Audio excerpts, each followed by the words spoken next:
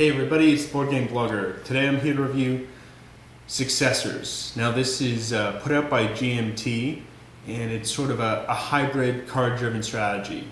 It's not a full-on card-driven strategy like Paths of Glory or Washington's War, where the only way units are activated is through the cards. Here you've got cards, and they can activate the units, and they can place political control markers and do some other things, but you still will be able to move your units anyway. So even if you discarded all your cards, which discarding cards allow you to upgrade your navy in this game. So I wouldn't call it a full card-driven strategy, but it definitely has card-driven strategy elements, and GMT itself classifies it as a card-driven strategy. However, they don't classify the kind of sequel to this game, which is kind of really a prequel, Conquerors, also designed by Richard Berg, as he's one of the designers in this game. And they use a similar mechanism with cards in that game, but that's not defined as a card-driven strategy on their website, yet this one is. So, yeah, and in the rule book. So it's kind of,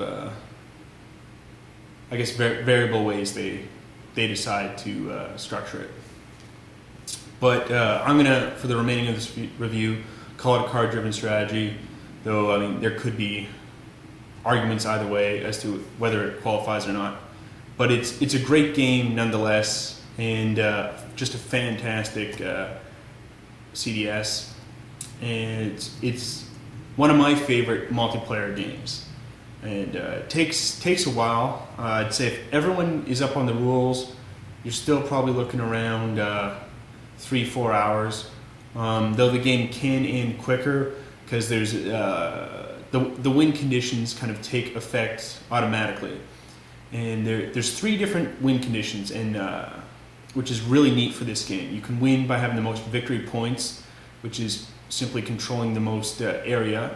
You can win through having the most legitimacy, and that is you're seen as the most honorable and most noble of the successors and the true successor to Alexander, and that plays a key instrument in driving the conflict of this game, because if you decide to bury Alexander's body in Macedonia, you can take it from Babylon to Macedonia, that's worth 10 legitimacy, and you only need 18 to win the game. So basically, if you can bury Alexander in Macedon, you're more than halfway there to winning, and it probably should be a win given that you've picked up legitimacy in a few other various ways. So that's neat, and because of that, you'll have one player kind of driving towards Macedon with Alexander's body in a lot of the games, not all the games that are played, but in some of them. And so it definitely fuels conflict, and people will try and gang up and stop them, and it's people aren't just going to be sitting and resting on their laurels in this game. There's a lot of tension, a lot of conflict. Every round is action-packed. It's a really fun game. And then the third way to win is sort of a combination of both legitimacy and victory points, in that when Alexander's 2 heirs, Heracles and then Alexander the Fourth, are become of age. If you currently control that heir, and you have the most legitimacy and victory points combined more than any other player, then that's an auto win. So there's 3 different ways to win, which is neat because there's different paths to victory, and it's a very, very exciting game. The rulebook is very well done. It's the 3rd edition, so they've kind of ironed out a lot of the kinks. There's a few additions on the online living rulebook, but this one it's pretty accurate. Rulebooks in color, very well laid out. They've got a little bit of they've got a summary of changes from earlier editions. So if you own an earlier edition, you can jump right into the rules just by reading these changes. Got a great historical summary, in which the different leaders and the different players are discussed, because this is Alexander the Great's died, and all his various generals are vying for who is the true heir, who is the true successor. to Alexander's empire. So there's some great historical detail, because I know I wasn't, sure who these various players were. I'd heard of Ptolemy, and I'm probably butchering that pronunciation, as I will butcher the pronunciation of all the various players. I'd heard of Antipater, but some of these other ones, like Leonidas, I hadn't really heard of, or very well. I might have read them, 10 years ago in some kind of history book on Alexander the Great, but long forgotten. So it's a good detail there. And then they have what all, in my opinion, our great rule books have, are sample plays. So there's a very good example of play on how it lays up. And to me, this is just fundamental to learning the game quickly. You can spend a lot of time kind of just drudging through the rule book, but to have a sample play explaining how the game works, just excellent. And it's well done. It goes several rounds. It's in color as well.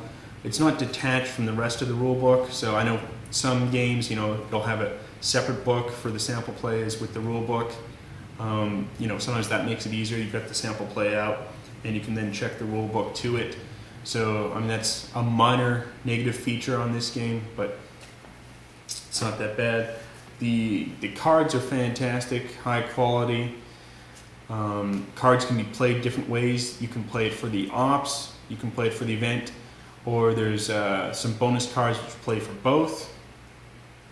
And there's surprise cards, which let you react within the game. There's great flavor text on a lot of these cards. The treachery card, for example. Many have loved treason, none the traitor. Ancient Greek proverb. So it's high quality here. And what you have is, at the beginning of each game, it's going to be different setup each game, because you've got the 8 different generals of Alexander that are dealt out to the various players. And so each time, it's going to be different. Which generals are with which people. So it's not preset, these 2 generals all the time are player A, these 2 generals all the time are player B, and C and D. It's going to vary each time, which makes the game much more replayable, and there's not going to be always preset, opening moves and what to do. It's going to change a lot each time, which I really like, and I think adds to the game's replayability. One of the negatives is there's a fantastic player sheet, but there's only one. They really needed to print this in 4, I think.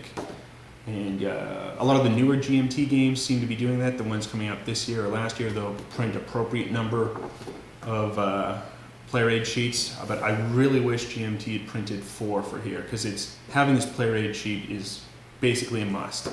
It's got the battle table on, different strengths. I think people would like that if they're analyzing, what do I need to get to win in a battle. The leader loss tables, summary of, the turn, how it works out. So it's a real shame that 4 of these aren't printed out. I guess you could always, photocopy or make up your own, but that kind of was a slight failure. I also had another slight component failure, in which you've got the different colors to mount the different players, and I got 4 of each color except for black. They only gave me 1 black holder. So I've kind of taken a marker to it. This is black, but you can see it's really the yellow. And I've done that to create more black carriers. And so obviously when I play a 3-player game, I'm not playing with black, which is good here. In this game you can play 2, 3, or 4 players.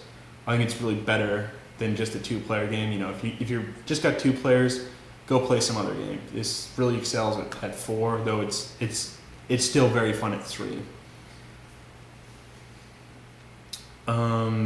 So otherwise, the components are great. It's a mounted map board. I think it was the first in the GMT series to get the mounted map boards, which has been a great success. So if you got Twilight Struggle or Paths of Glory or We the People with a mounted map board, this is the one that kicked off GMT doing it, and it's fantastic, looks beautiful, and just really great game.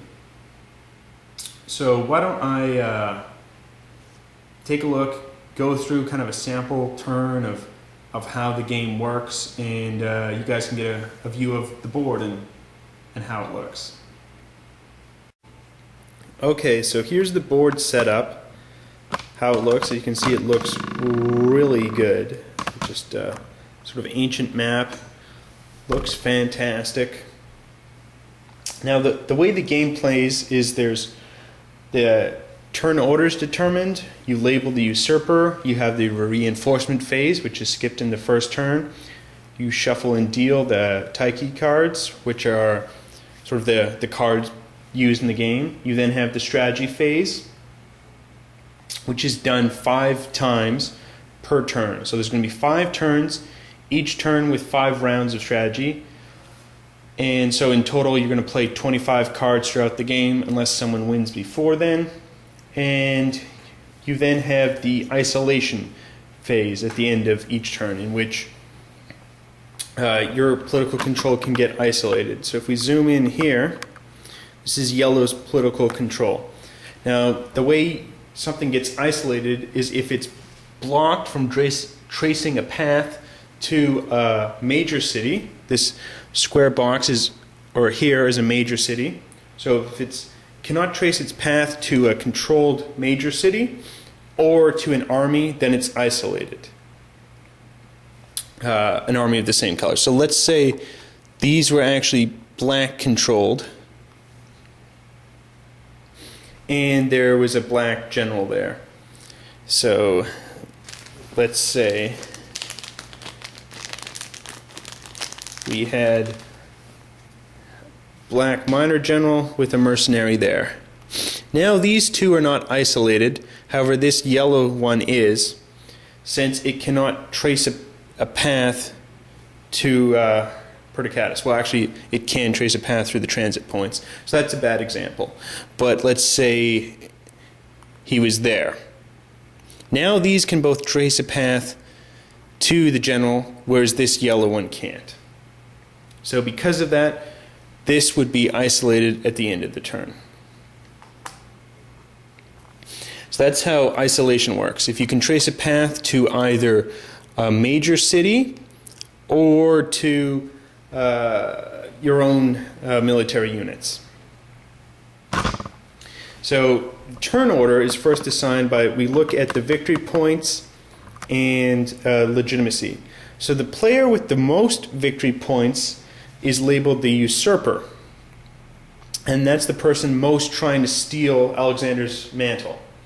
Now, this is important because the player who is labeled as the usurper can be freely attacked by anyone. However, if they choose to attack somebody, they lose their champion status. At the beginning of the game, everyone starts as a champion, and that's worth 3 legitimacy points, which is important if you're going for a legitimacy win or for a regency win. However, as soon as one champion attacks another champion, or they may attack a champion who is also the usurper, but if they attack someone who's not the usurper and is a champion, they immediately flip over and become a successor and lose those 3 legitimacy points. Which is thus, it's a big risk to start that attack or to attack anyone who's not currently the usurper, because you permanently lose those points. You can regain your legitimacy if your victory points fall all the way down to 0, then you become a champion again. But if that ever happens, you're probably pretty far away from winning the game. So that's neat, in which it fuels everyone ganging up on the usurper. Unless someone is, just going all out for a sole victory points win, they might think, oh, it's worth it to break.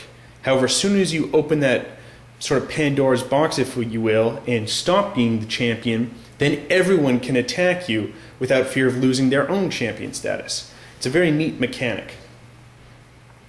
So the person with the least victory points, however, gets to choose who goes first, and then everyone goes clockwise from there. After that, you have the reinforcement phase, which is skipped in the first turn. However, the way that works is, let me just check in the rule book here. Each player gets 2 mercenary units, and there's an additional loyal Macedonian for whoever controls Macedon, 1 loyal for the person with the most legitimacy. So in this case, it would be yellow, and then 2 mercenaries for the person with the most victory points, which in this case would be red. So it's rewarded to be in the lead in those situations, and that's how one way in which reinforcements come into the game at the beginning of each turn except for the first. You then enter the strategy phase. In that, you then have your surrender segment gets applied. So let's say, for instance, we had the yellow player was here with some of his armies, and he had 4 guys here on this stronghold. If you can see, it's a green stronghold with 3. And there's different types of stronghold neutral players. You've got a stronghold that has 3 strength and just a minor city with 1 strength. Now that's important because when you're trying to siege them, you need to get different amounts of siege points. If we can look up here, here's a siege table, and it's how well you are sieging a place. So at the beginning of the phase, the surrender segment, you get to attempt a free siege. And now if you rolled a 1 on the dice roll, you would lose 1 combat unit. 2, nothing happens. 3, you successfully do 1 siege point of damage, but you lose a combat unit. 4 and 5 is additionally 1 siege point, and a 6 or a 7 is 2 siege points, and an 8 or more is 3 siege points. So if the siege is happening here on a neutral stronghold of 3, you need to successfully do 3 siege points before this falls and becomes yours. Now this is important because you can't go around an enemy stronghold. You actually have to capture it. Whereas my understanding of the rules is you can go through the minor places, but not the enemy strongholds. Now additionally, there are the major cities. So let's say this is a major city which under a siege can store 2 combat units and would have to, for each combat unit, would add on 1 for the siege point. If there's no combat units in the city, however, if it was just like this, an opposing player would still need to do 1 siege point. And each combat unit inside the city adds 1. So you could have a maximum of 2 combat units, bringing the siege total amount to 3. If you see there's a +1 on the Babylon, that means it's an easy city to siege, and you add +1 to whatever dice you roll. There's some cities that are more difficult to siege. If we look over here at Rhodes, that's a -1, so 1 is taken away from the dice roll. We go back here to Babylon, we also see this. It's 4, 6, 4. The 4 means if you control Babylon, it's worth 4 victory points. 6 denotes that there are 6 provinces in the territory, and you need to have 4 for majority control. Those 4 must also include, if there is a major city in that province, that province's major city. So you'd actually have to have Babylon and 3 other cities to control Babylonia. Some provinces, such as Mesopotamia, don't have a major city, and there you would just need the 4 of the 6 to control the majority. We also see Babylonia has this kind of a 4 in a star, whereas most of these other provinces seem to just have the number in a square. That means they compose the king of Asia. So if you control Babylonia, Syria, and Phrygia, you control those 3, then you're denoted as the king of Asia, and you get an additional 4 victory points.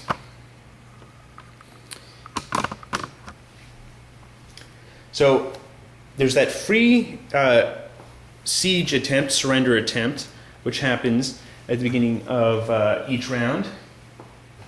You then play a Taiki card. So if this is our hand, we could play these for either the event or for the ops points. This is a surprise card. which you would play instantly when the conditions apply, and this is a bonus card, which you'd play for both the event and for the ops. So here, this one, for instance, is Treachery. You can take any heir off another player if you have an army within 2 movement points of that player. So movement points is how you move. So if you're just going on a normal movement, this costs 1 movement point. To attempt a siege or to change an enemy controlled place where you have an army, that takes 2 movement points as well. Some types of movement are more difficult. There's mountain passes. If we zoom up here, you can see this is a dotted line. That's a mountain pass, and that takes 2 movement points to cross instead of just 1 movement.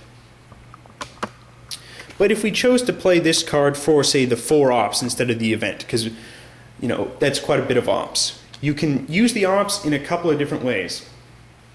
Firstly, you can place down political control markers equal to the number of ops points.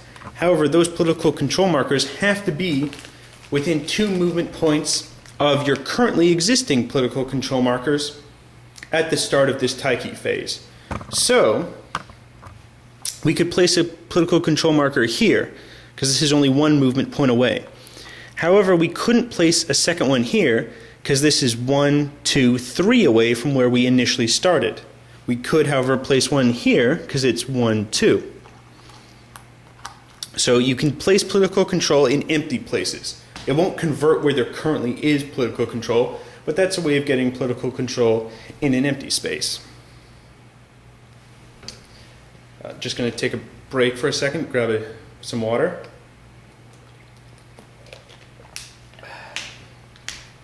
Okay, now the other way, as I said, you could play this for 4 ops for the political control.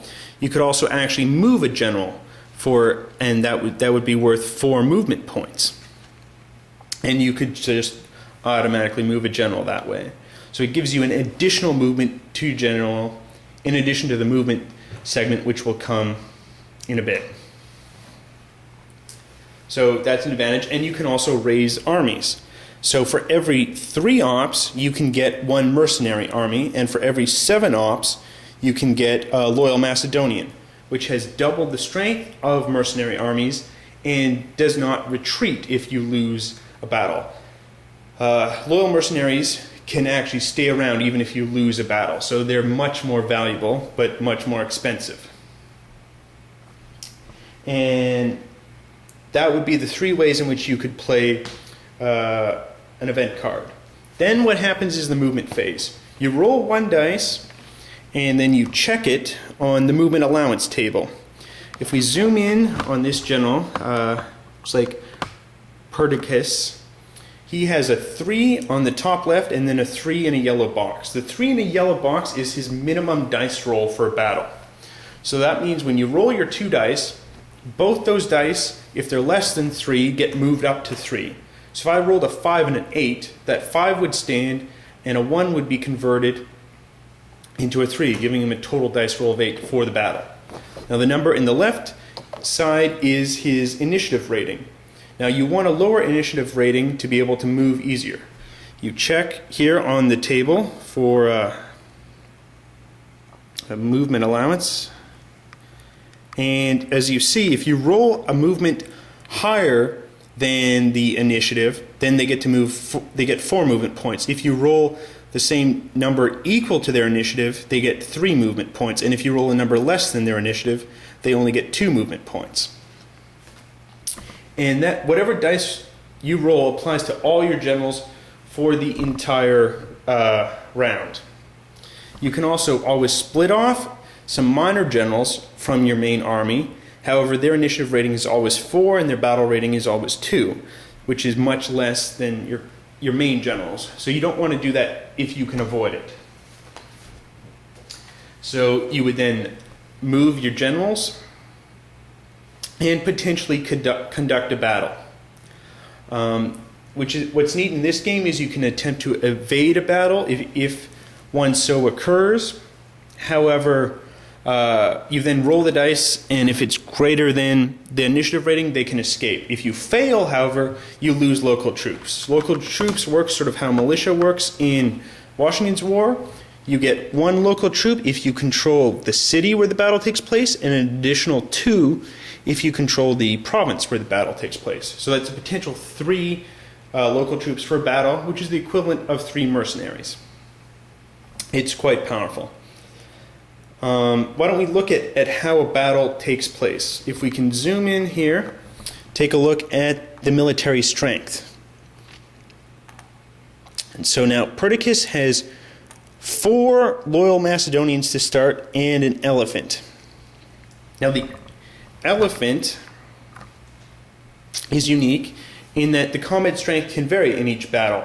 You roll a dice and subtract 2 to it, and that's the combat strength.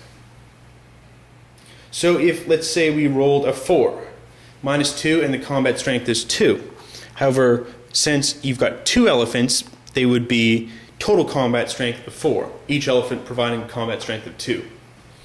Now there are these royal Macedonians. Now they're unique and different than most Macedonians, which are simply loyal. Here's an example of a loyal Macedonian, and they will fight for you no matter what. They're loyal to you personally. However, these royal Macedonians are loyal only to whoever has the most legitimacy. And if a battle takes place and the opposing player has more legitimacy than you, your royal Macedonians will sit out the battle. And if you lose the battle, they will end up joining the player with the more legitimacy. So it's very important to keep the most legitimacy if you command an army composed of a lot of royal Macedonians. But let's say, for instance, that Perdiccas currently has the most legitimacy, and he will keep these units. So we rolled a 4, so each elephant is worth strength of 2, total of 4, plus another 4, plus another 4, that's 12, plus 3 for the local troops, gives him a total battle strength of 15. We then roll the dice, and we compare it to the battle chart. You can see this 9 is illuminated. That means you have to make a leader loss check. So if your total is 9, there's a potential that the general is killed in that particular battle. Otherwise, we go on 15, compare it to our dice roll, and that's a strength of 9 in the battle. You then compare somebody else's strength with a higher dice roll. So it is possible to win a battle with a smaller army if your dice roll is sufficient. However, if we compare, say, a 15th strength army versus a 9 strength army, for the 9 strength army to beat the 15th strength army, they'd need to get a dice roll of 12, kind of a nigh on impossible task. But it is possible. So I think the game simulates very well the battles in that sense. So in addition, I said you can retreat from battle. You can also make an intercept if another player is moving. Let's say we have the black player here moving from here to here with his units. The yellow player can attempt an interception, and if he's successful, a battle will ensue. So I'm sure I'm not really delving into everything in this game. This game has just so much going for it. There's a lot of tension in the game, especially with 4 players. You're going to have gang up on the leader. That's part of what the legitimacy system is in this game. And there's going to be a lot of negotiation, a lot of fun table talk. There's tension throughout the entire game. Just really, really enjoyable game. I highly recommend you getting this. If you like sort of card-driven games at all, get this game. If you like war games at all, get this game. I would say refrain from getting it if you only usually play 2-player games, or you don't like luck at all. I mean, there's definitely dice in this game. There's definitely some luck. It's not completely crazy because of this battle table chart, which ensures that if you have more a lot more significant number of troops more than the other player, it's going to be very hard for them to win a battle. Sometimes it'll become impossible for them to win a battle. You do have neat cards within the Taiki deck. The pieces look great, just a lot of tension. I hope I gave a brief overview of how to play the game, but I really like this game. I wish I could get it to the table more often than I do, and I always have a fun time whenever it does hit the table. Whether I win or lose, it's still a lot of fun. And one of GMT's best games, and I just hope they keep putting out more great card-driven games, and hopefully in the future with enough player aids for all the players present. Till the next time on the Board Game Blogger, have fun gaming.